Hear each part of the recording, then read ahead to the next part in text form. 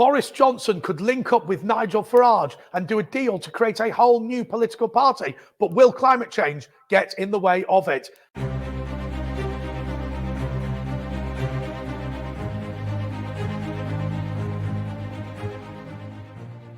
Hello, everyone. This is the Lois and Andre show. Thanks so much for watching the show. Please do subscribe and hit the bell notification icon. It's the best way to absolutely guarantee you get all of our videos as soon as they are released. How are you? Really well. Very hot. Very hot. You're always hot. I'm always hot. You're ever so nice. He says all the right things, doesn't he? Absolute charmer. Ding. Flattery will get you everywhere. We'll probably put a little ding on the tooth in post-production. We don't know how to do that. It's not going to happen. But just imagine it. Just imagine it. Yeah. Okay, look, the first story is this. Boris Johnson and Nigel Farage could hook up and create a new political party with people perhaps like Lawrence Fox and indeed Richard Tice. Now, it's something that Richard Tice and Nigel Farage have talked about, but what they have said is that there's major concerns about Boris's credentials on climate change. Are you worried about that?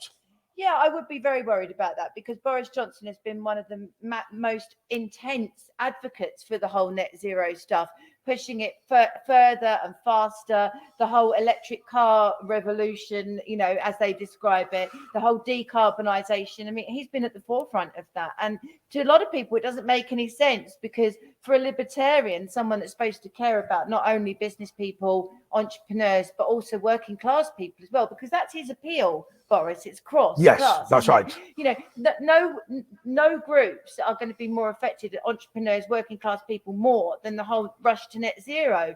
No cars, no ability to make money. It's it's a nonsense. And the global elites will all be allowed to do what they want, but we'll all be within our little 15-minute cities. Oh, absolutely, yeah. Boris Johnson's dad, I had a massive tussle with him about this actually on television recently, where he basically admitted, he completely admitted that it's part of a national plan, which is news to me and you, there was a national plan, but anyway, that some people won't be able to fly. And he just said it. Obviously, he'll be able to fly. Oh, yes. A lot of people won't be able to drive. But the other problem is when you're talking about some people being allowed to drive, other people being allowed to fly, and some people not being, it's the same as when they talk about taxing the rich. The other guy is you. Yeah. You think of yourself as the person that's going to be fine, but actually you're the person that's paying the taxes. You're the person that'll get banned. You're the person that won't be able to fly. The other person is you. Yeah, the other person is you. And with this, it'd be even more so because the whole tax the rich thing, I mean, ostensibly is about a small number, but as you say, it's everybody. But this is literally that tiny, small number being the only people that can fly. Yes. And so, you're looking at 95% of people not being able to fly. You're looking at 95% of people not being able to afford to have a car and drive, because if they break with all these charges, they're making it more and more difficult for people to drive, more and more. But what annoys me is they're not putting in the transport infrastructure necessarily. I mean, we always talk about London on TV, but actually London is not the whole country. You know, you go to Fermanagh and try and get a train. I mean, you're absolutely knackered. Well, lockdown proved to the powers that be that us little people don't really need to leave our homes, do we? We can work from home, or it's not really necessary for us to be moving around, and that's shown with the ultra low emission zones that are popping up all over the country now. The 15-minute city type stuff with the what I can't remember the low traffic neighborhoods. Yes. All of that. They don't want us moving around. They're making it more and more difficult. And the people that are hit again the most by this, young families, women, disabled people, the elderly. I mean, everyone's affected. But yeah. Absolutely. But the impact is particularly bad on them. But I suppose Keir Starmer has pledged a ULEZ for every city. He doesn't care about working class people. I've said this a million times. He doesn't care about them.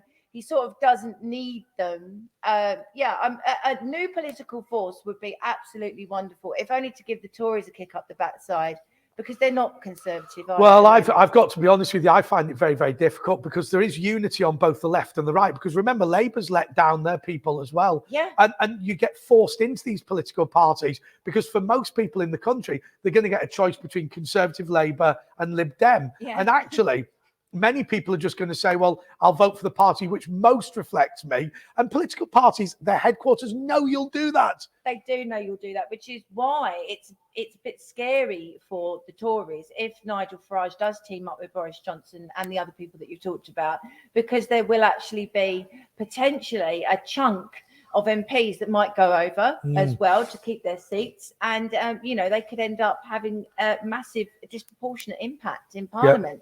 So let's see what happens, eh? But Boris, you've got to drop the net zero stuff. Absolutely right. Now, talking of things that you can drop, I hope that your letterbox will soon have a drop of our new badges that we brought out. Look, that is the most.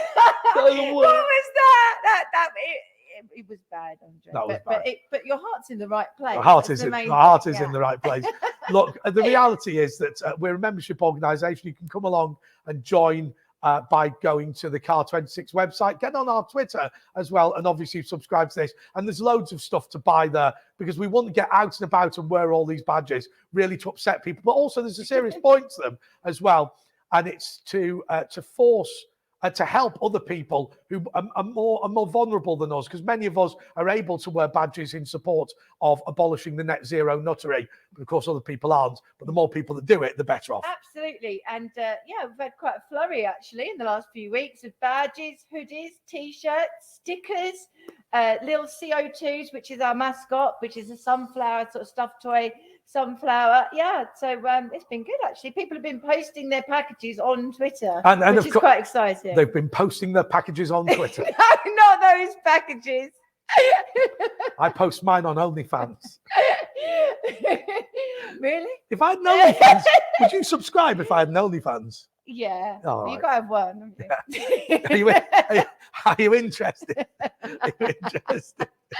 Do you think I should do an OnlyFans? Actually, everyone keeps asking me to, but I'm not going to, because I'm a serious political woman. Right, change subject. Oh, I don't know. I quite fancy that. Okay. Please do log on to the website. Okay, so OnlyFans. The United Nations has called for oil and gas representatives to be identified when they come to COP meetings. Now, Lois, I have to say, I think this is a good thing, because COP is supposed to be about climate change, and yet we get all these people from the oil, from the gas, from the fossil fuel sector.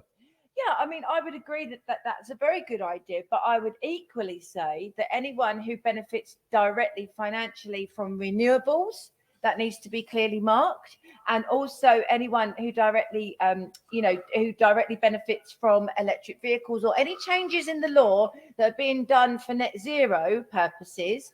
Anyone who benefits, then that they should be identified. In addition to politicians and diplomats and experts, 600 representatives of industry came to COP27 in Egypt. Now, look, Lois, I took this to be slightly different to what you took it to be. Okay. I took it to be, look, people in the fossil fuel industry are deliberately pushing the green agenda in order to force up the price of their products. But you took it as we need all vested interests to announce. Absolutely, yeah. Well, I agree with you as well. Yeah, I do feel that that there are vested interests in the oil and gas industry. The more the green agenda is pushed through, the higher their cost of their product. So yes. you are absolutely right. And the thing is, no one, as I said before on this show, no one is using less oil and gas. We're using more than we've ever used, and we will continue to use more and more and more. So yeah. Absolutely, they need to know what's going on. But don't forget, a lot of what these oil and gas companies as well are very duplicitous, because they actually have wings of their business which are renewable, yes, and receive huge government subsidies. That's why I always laugh when people say, "Oh, are you in the pay of the oil and gas industry?" I've been as critical of them as I have of the renewables. I think that to a certain extent, everyone's winning apart from us, the consumer. Yeah, that's so frustrating, isn't it? The way that people are deliberately getting the hand in the till. I suppose business is business, but at the same time, it's not a real market, because it's all invented by governments. Government subsidies. If they withdrew tomorrow all government subsidies for everything, the only thing that would survive would be oil and gas, because everything else is made up. Yeah, and I must admit, is it that Dale Vince who got 38 million pounds from the government? He got 38 million pounds from the government for his company Ecotricity, which again directly benefits from electric cars, because they charge electric cars. He even got half from the government towards his electric sports car as a grant.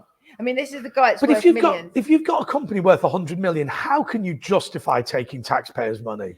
Well, I mean, part of the reason that his company is as big as it is because he's constantly received money from the government. But it was all signed off by Ed Miliband, and he started it. He's also made a 1.5 million pound donation to the Labour Party, and he funds Just Stop Oil.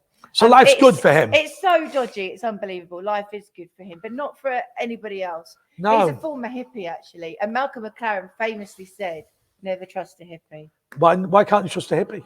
Because they're always the worst, the most duplicitous. And, they look on the surface peace and love, but they're sharks, I tell you. They're sharks. Never trust a hippie. But if Malcolm McLaren is telling you not to trust somebody, you know that they're probably pretty dodgy. My other tip is I've never trusted otters. I don't know why. Okay. An otter's untrustworthy. Anyway. Okay. So hay fever may get worse due to climate change, says the Met Office. Yeah. Okay. Do you believe that climate change is affecting pollen levels? No, I don't. I mean, hay fever is to do with the type of pollen. It's not to do with the heat. You know, you can have somebody that gets really bad hay fever in one country, doesn't get it at all in another. It's nothing to do with the heat. And anyway, there hasn't actually been any warming for 8-9 years, which is why they changed it to climate change from global warming, because the Earth wasn't doing quite what it was being told to do. But the other interesting thing, we're talking about temperatures and stuff like that. You know that temperatures are taken at, they've got these measuring stations, and they're always next to like airports and where there's loads of concrete and stuff. They choose a deliberately burning hot place to take the temperatures, so then they can say, oh, it's the hottest it's ever been. And of course, this report about pollen came from Dr. Beverly Adams-Groom, who's a senior lecturer at the University of Worcester. Wow. That's any height of academic prowess. I bet she's got an undergraduate degree in underpant pulling up. Probably, or shoelace tie. Something like that. But again, you know, you have a hot day, so what? You know, we've had hot days forever. Well, I like having hot days, and I must admit, when we were talking about this beforehand, this issue of pollen, I never get hay fever. I'm not a hay fever sufferer. But when I worked in Westminster, there's these trees, and they give off this really fibrous junk that comes off. Whatever type of pollen that is, or whatever type of material it is coming from the tree, that used to make me absolutely choke. And I know police officers standing guard at Downing Street have similar problems, even the ones that don't suffer from hay fever. So I don't think you can put them together. So even if the world is warming up, it is a particular type of pollen that's the issue. It is, and again, it smacks of desperation. I mean, they must just sit around, these people, thinking, right, what can we link to climate change? And literally go through the dictionary. Well, but we've had loads, but we've had loads of stuff like that, haven't we? We've had stuff like that bloke who was talking about how the American military needed to prioritize climate change. And it's here already. Here already. Have you seen the new Pepsi ad which is encouraging trans stuff with kids and also trans stuff in the American Army? No. Yeah, it's got all it's encouraging kids to be their true selves by basically lopping their bits off. Well, I love what Anheuser-Busch did, because it's now £3 a pint for Bud Light in Wetherspoons. Keep going, lads, if you can get the cause sorted as well. Hang on, Anheuser-Busch? Anheuser-Busch. Who's that? The makers of Budweiser. Oh, right. Oh, okay. I thought you were talking about someone's bush. Sorry. What is wrong with you? I think it's spelled BSCCHE or something. Right. Okay. Right. It's hot. Right. It's okay. Carry on. It's getting hot in here. So take off all your clothes. I am getting so hot. I want to take my clothes off. Right. Do it. The viewers will love it. Okay. Wildfires are the result of climate change, and the earth is now on fire, according to a series of reports. The man on Tottenham Court Road with the banner. Yeah. The end is nigh. That bloke. Did he write this? Apparently 99% of the world's population is not breathing safe air, according to the World Health Organization. I don't know how we're getting through the day. Do you? But according to the World Health Organization, coronavirus cannot be passed from human to human, and the Chinese did nothing wrong whatsoever. Yeah, so there you go.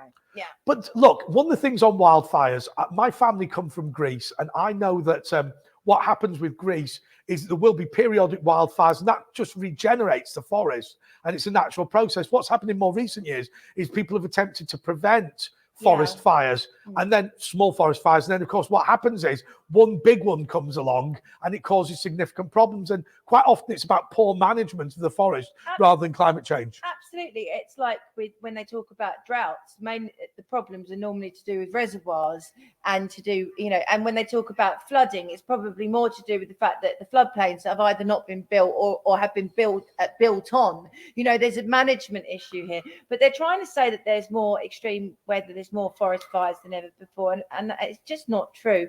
But it's interesting actually, because the article that we got this story from talks about Canada, and actually there's an investigation going on in Canada at the moment that at least 38 separate fires were started deliberately, and there's footage of them being started deliberately, maybe to make it look like climate change is out of control. Who knows? Well, I don't know. I think that's a bit conspiratorial, but it is always deliberate causing of the fires. I know Australia has significant problems with that. No, absolutely, yeah, but it's nothing to do with climate change. This is again an apocalyptic cult type thing. But forest fire, the world is on fire. That's straight out of Genesis.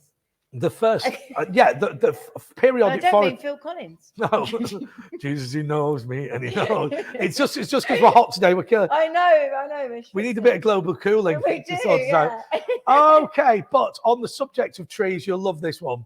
This is one of my favourites ever. Get ready. Oh, right, okay.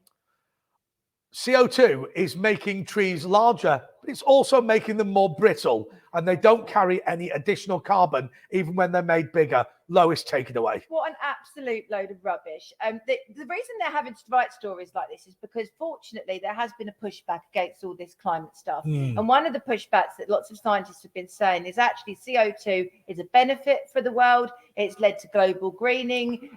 And, the more trees there are, the better. The more green there is, the better. So what they've done is they've had to address it. So, yes, that is right. But... Yes, and that the trees are weaker. What does that even mean? This report by an organisation says that whilst you might think that CO2 makes trees bigger, and they appear to be bigger because they are less dense, they're not actually taking in more carbon. It's from the Technical University of Munich in Germany. Right. They say that density has increased, carbon content has decreased by around 50%. So here's the interesting thing. Yeah. CO2 has made trees bigger. Yeah. But actually they're more brittle, so they contain less CO2. It would be exactly the same amount of CO2 as went into the tree. It's rubbish. It's just rubbish, absolutely. Now they've said that they've been examining the size of growth rings. Yeah. Have you examined any rings recently? Have you? Should we change the subject, Andre? Yes. Come on. Please change the subject. But actually, on a serious note about this. What about the trunk? No, but what? How many rings has your trunk got? But anyway, okay. Yes. But on a serious note, on this issue of trees getting bigger and greening, can you explain to me, because part of the purpose of this show is for you to educate me about climate change, because you're the expert and I'm not. About this idea that more CO2 comes into the environment, but it makes the world greener, and therefore the Earth has a greater capacity to take carbon out. Is that the long and short? Basically that it means that you have bigger lungs for the world. If we have global greening, it can only be a positive thing. Absolutely, yeah. But in that case, do you think that we should have more CO2 in the atmosphere to do that? They use it in greenhouses. If you have a greenhouse, you want to grow food really quickly, yeah. I don't know, vegetables or whatever. You buy CO2 in great big not cartons. What are they called? Canisters. Yeah, canisters of CO2, and it's pumped into the greenhouse. When King Charles used to talk about, I talk to my plants, it helps them grow. He's probably absolutely right, because people that talk to their plants are breathing CO2 onto them. Oh my God. And that's why they grow.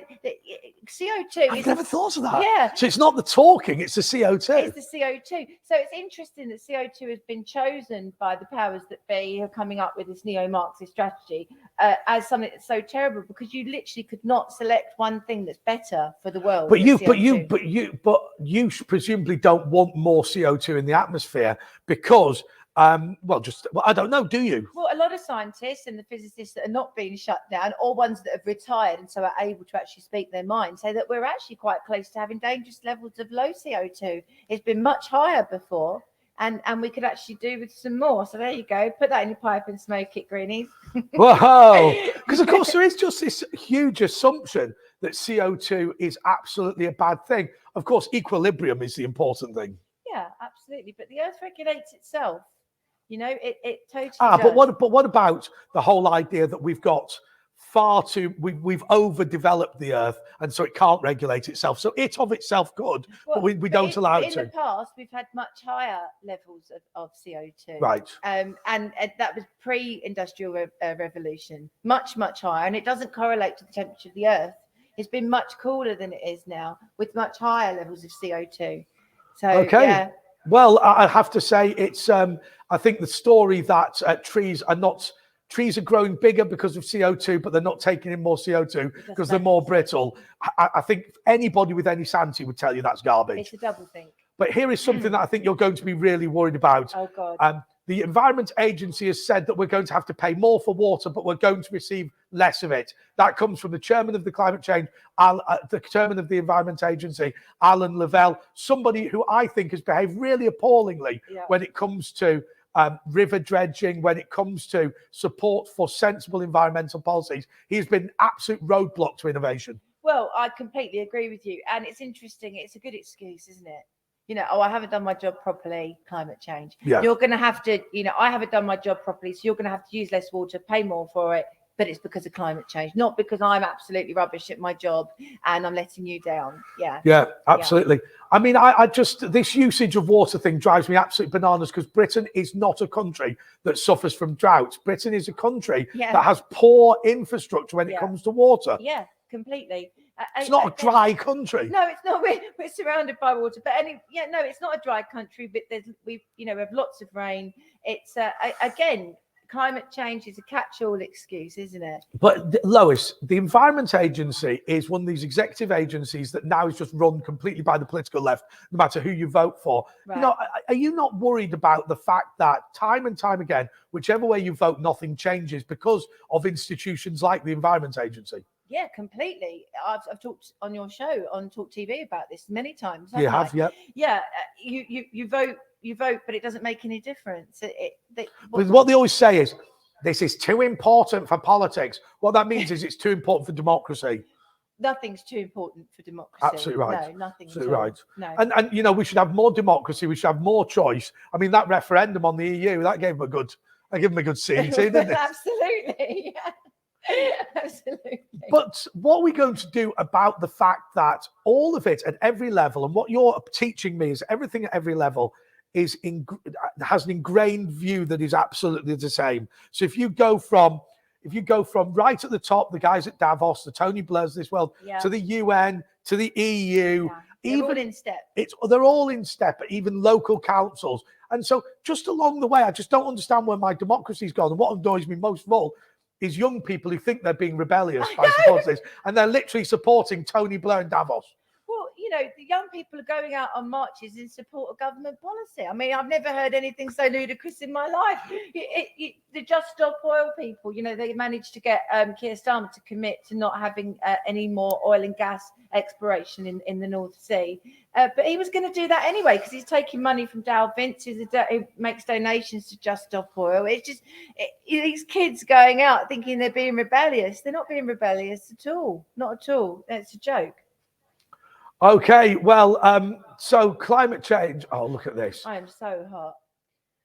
In terms of temperature? In terms of temperature, yeah, I really am. I'll tell you what we'll do. We'll take a little break and we're back in a moment.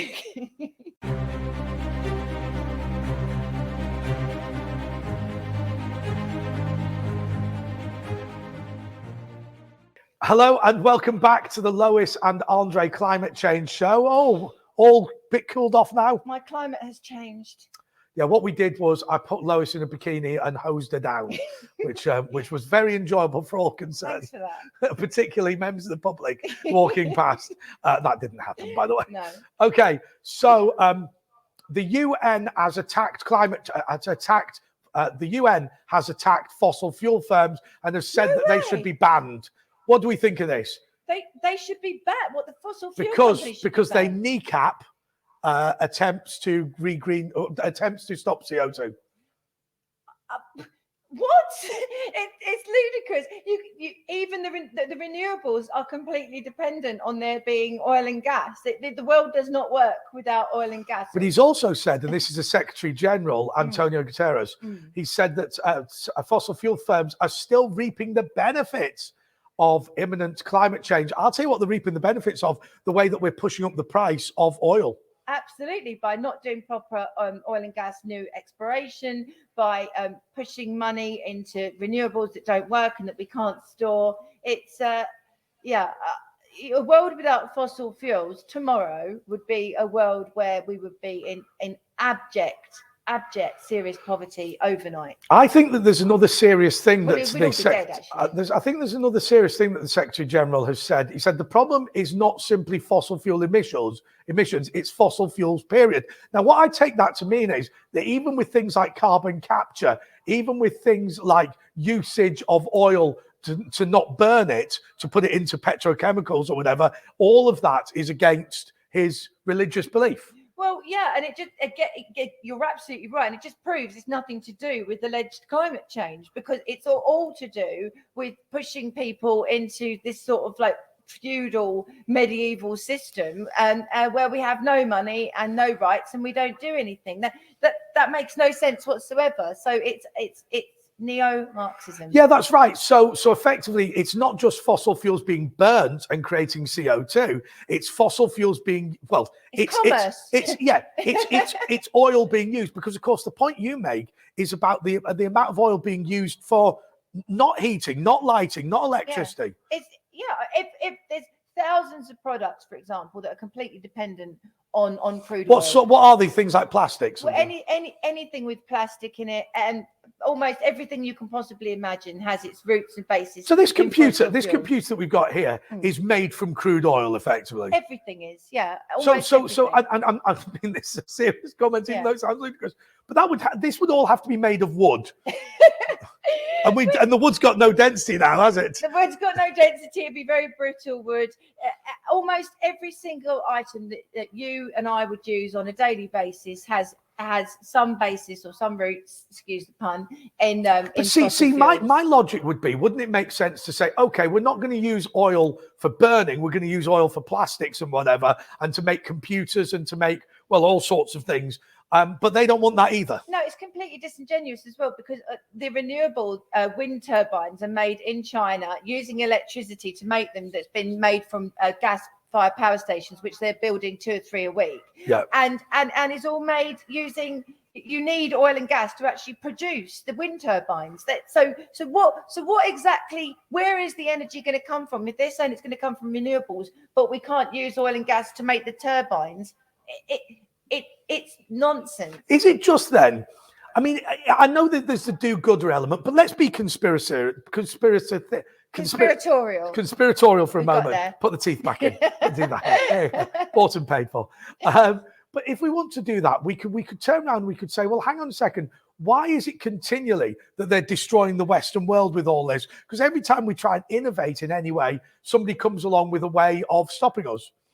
Well, I mean, for example, the story that we've just covered. Oh, the world might be green and there might be more trees, but they're more brittle. There's always a but, you know. Mm. Oh, you might be able to do this particular thing, like, you know, you talked about carbon capture and stuff like that. But there's a but. Oh no, but we shouldn't have oil and gas. Full stop. It just shows you it's nothing to do with any kind of green policy and everything to do with the deindustrialization of the West. And you're right, it's always the West that gets hammered, because China's doing extremely well.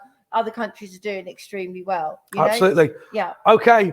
More than 100 built environment businesses have written to Rishi Sunak and 3 other ministers to call for climate change to be a duty for planning decisions. That means that when planning decisions are made in local areas, the impact on climate change will have to be considered.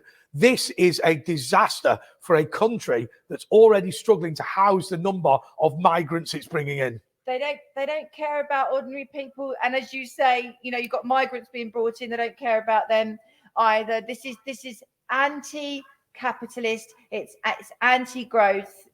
And the organisation that actually have coordinated the letter to Rishi Sunak that you just mentioned is some sort of organisation, green environment. which is going to benefit probably massively because they're the only ones who've got the contracts and they're getting subsidies and it's just basically for them to put everybody else out of business. Yeah, that's right. I mean, we were talking to one of the big Car 26 donors. I won't say which one for confidentiality reasons, but he owns a business that he inherited, and he was saying to me last week that actually he wouldn't be able to establish the business now from scratch because of the level of regulation that's put on. And so you look at people who've got successful businesses and you think they've only got them because they've inherited them. The idea that you would go from scratch now and create a business, it's getting harder and harder and harder and harder.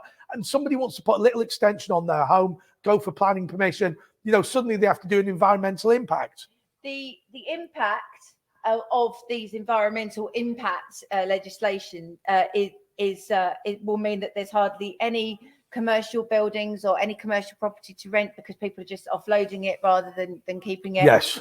It will mean that it's almost impossible for private landlords to actually maintain these standards, so people will sell their properties or that there'll be you think there's a housing crisis now? You wait till all this unnecessary legislation is brought in properly. You won't be able to rent an office. You won't be able to rent anywhere to live. But you're crushing the country in every way. So first of all, you're not building enough homes. Yeah. Next, you're making it harder to build homes. Next, you're bringing net 1 million people to the country, 600,000 at the moment, but it's expected to grow. Next, you are making it hard to build the infrastructure. Next, you're putting the tax up. Next, you're regulating. I mean, in the end, you just think, how can people in this country make a success of their lives?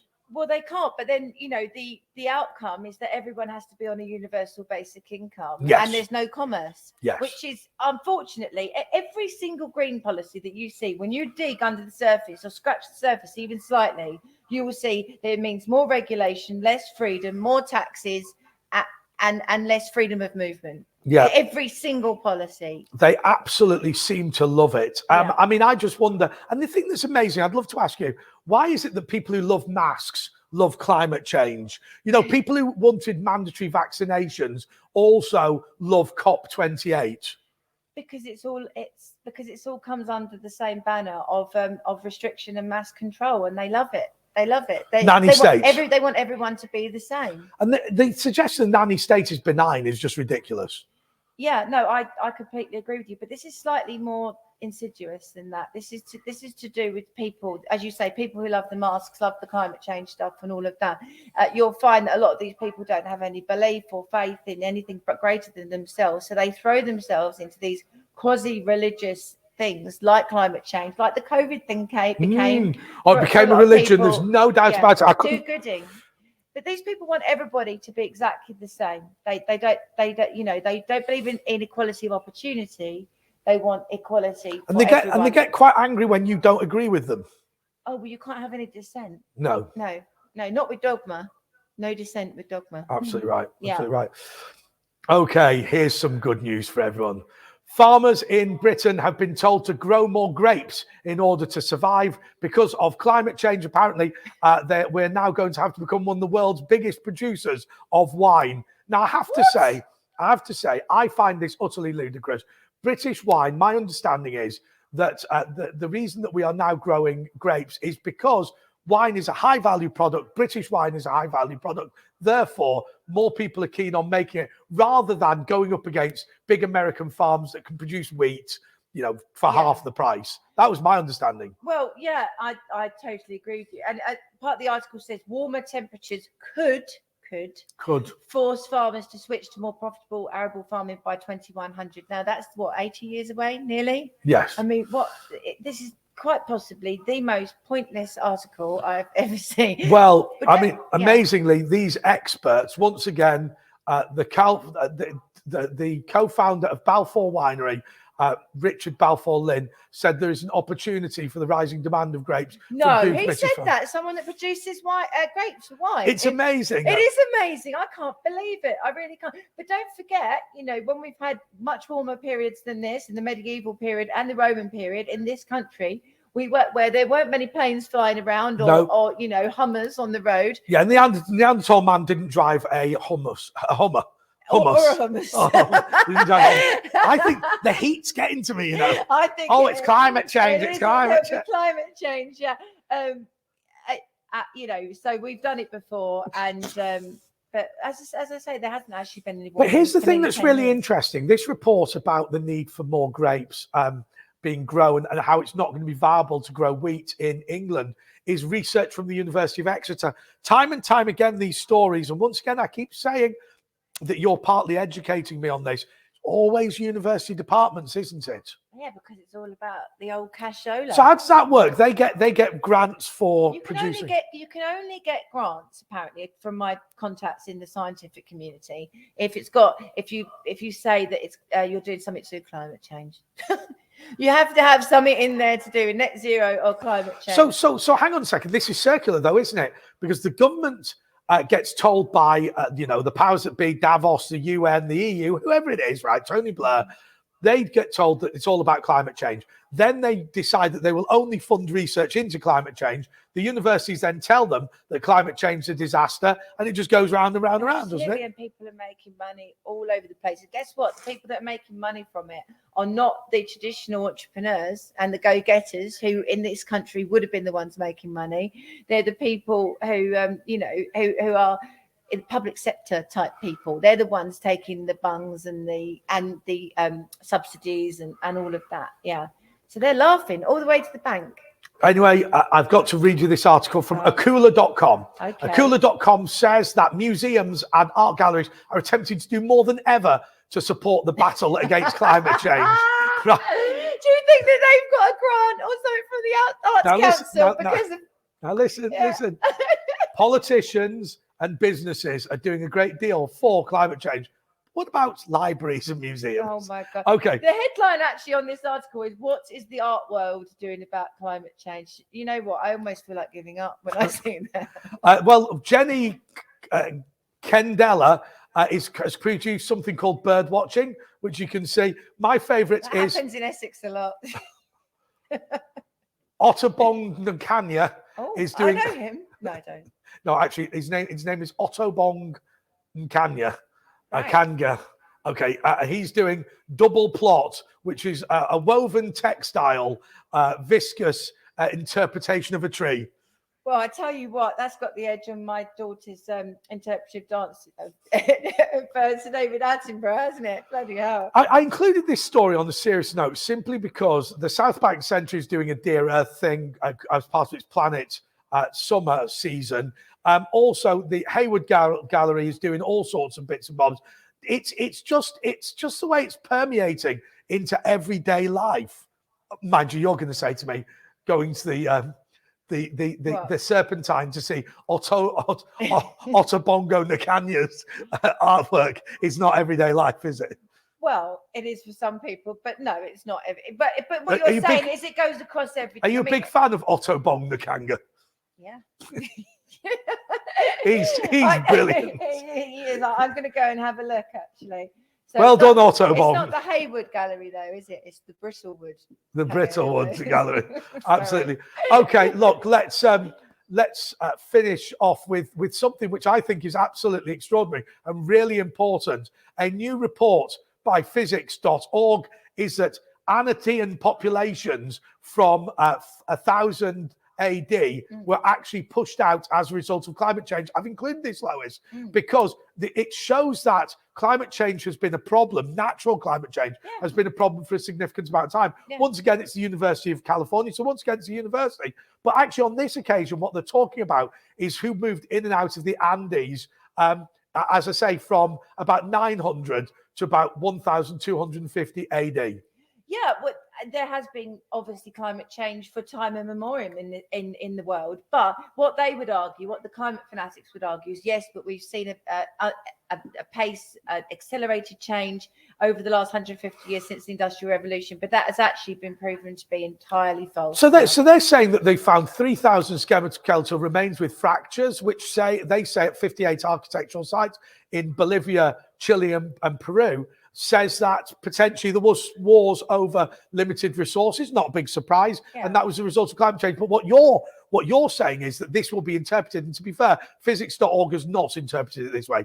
But this will be interpreted as, oh, well, this is proof that climate change causes war, and climate change is happening now more than ever because of CO2. Well, it's very interesting, actually. The IPCC report, which all of the Greenies refer to all the time, when they first did their reports, talked about, they actually had it in the timeline, the Roman and medieval warming periods in this country. Right. And in later reports, they removed it. Right. So they were trying to make out that it's been like that, and then gone like that. And it's just absolutely categorically So actually, untrue. It more does that, does it? Yeah, it does. Yeah, it does. Yeah. But where does that leave us with pollution affecting the climate?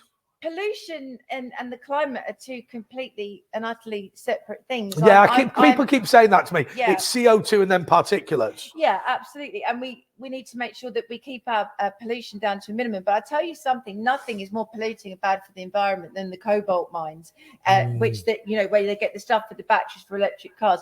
Nothing is more polluting than electric vehicles' tires, because the electric vehicles are so heavy, the tires wear out much more quickly, putting particulates in, which can cause problems. Well, we talked last week about Rowan Atkinson, didn't we? Who was a big supporter of electric cars, and now says that, and he didn't even say he didn't like them. He just said they don't help the environment. They don't help the environment, and they're a little bit girly. Now, okay, it's incredibly hot at the moment. So let's just say the EU has said that this is going to be the hottest June on record ever across Europe. And that is as a result of climate change. So, okay, the climate change service for the EU, called Copernicus, says that we are now in an extremely dangerous situation and that the Earth has warmed by a substantial margin.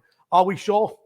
Oh, I tell you what the answer to this is. It's more taxes, more restriction, less personal freedom, because that's always what the answer is to these things, according to these people.